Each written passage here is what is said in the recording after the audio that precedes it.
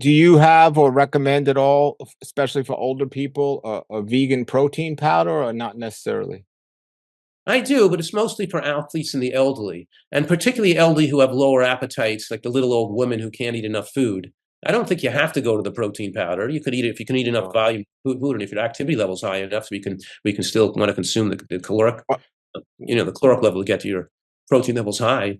But when in any when case, yeah, when you do recommend a protein powder, is there one particular brand you'd recommend? well, I make my own because Okay, make it at a pet, okay, pea and hemp okay. protein. I So don't want to make it set a soy. I don't want people to have soy protein. back That's the back pea okay, and hemp protein and pumpkin seed protein, not soy protein or whey protein from dairy. got you. Back to the fruit thing. The concern of not as much as getting enough protein, but Brian at Hippocrates Health Institute says the fruit is hybridized to be up to 30 to 50 times more sweeter today than it originally was at one point. And our taste buds also Where's he certainly. getting that from? I Well, mean, that's he not he true. claims he's getting it from from studies. He said you could look it up, Nah, but that's what he claims. But nah. we There do might be know. some foods like wild pineapple. Well, even mangoes, we do know mangoes are sweeter today than they were years ago. We just know that, and a lot of foods like originally bananas had seeds in it. They don't have seeds in it anymore. Watermelons are seedless now. Just making it easier to eat more to go along with people's addictions. Do you Well, think? if Uh, these foods have been around for for many thousands of years, they yeah, might be, they're not genetically modified. They're still look at fig trees. They've been eaten, in early civilization. I mean, we're talking about these mango trees are living in the forest or in the in if you human look at jungle. if you look at uh I mean, some places they say original banana doesn't even look like a banana today. Original, like a lot of fruits probably had a lot of seed and very little flesh on it, and so on. So Yeah, just I understand that. Yeah. through and so do you think uh the sugar and fruit, this is I guess this is the question. There are some people that say fructose is fructose no matter where it comes from. Other people that say, well, if it's within the fruit, it's connected to the fiber, so it's perfectly fine if you're eating it in the whole fruit. But once you extract it from the fruit, now it becomes an issue. So, in your opinion, Yes, that what you're saying is true. We're not recommending people eat white flour and sugar and honey and maple syrup for that reason. But once you keep your fruit into that range to maintain adequate protein adequacy with vegetables, beans, and nuts, then the glycemic rush into the blood is still also in the favorable range. You don't have to worry about the fig or the mango being sweeter or the banana being sweeter than one 30,000 years ago. So because your diet is low glycemic, you have high insulin sensitivity, and your body fat is low.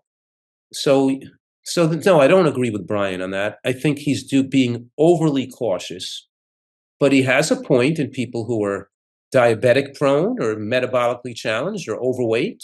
We want to keep them on mostly vegetables and sprouts while they're losing weight. And we're not giving people fruitarian diets. We're having them eating a lot of vegetables, you know.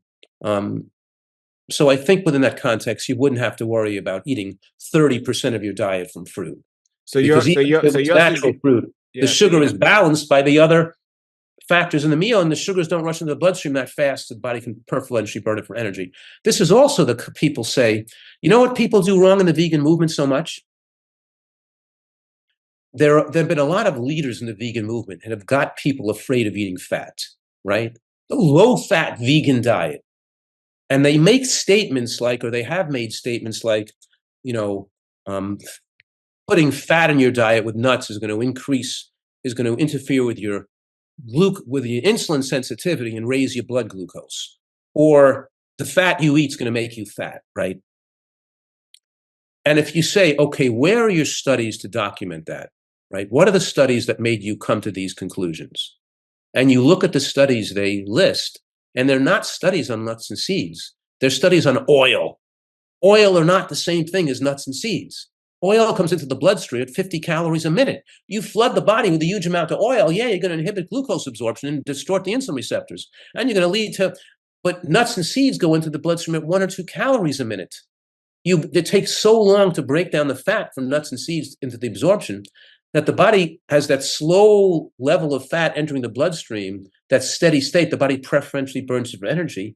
And the studies show it doesn't interfere with glucose, with insulin sensitivity. And it doesn't raise your body glucose when you eat it with fruit. And it doesn't do the things they're claiming it does. So they're extrapolating the negativity of oil and putting it onto nuts and seeds in a distorted and unfair way. So you have to recognize that it's body fat that makes you insulin resistant, and it's eating oil and animal fats that make you insulin resistant, not the consumption of pumpkin seeds and flax seeds and chia seeds and walnuts and sesame seeds. You know what I mean? So they're getting people afraid of eating any kind of fatty foods, even if they're natural whole foods, which is really unjustified and has moved the vegan discussion into a field of radicalism that's not scientifically supported. And these people who have gotten such degree of a guru status in the vegan community have had an excessive amount of leadership respect to move the vegan masses to this distorted way of thinking about food. Just eat the healthy food. You don't have to avoid nuts. You don't have to avoid, and plus the fact that we want nutritional variety is my point. My point is eat a lot of different stuff.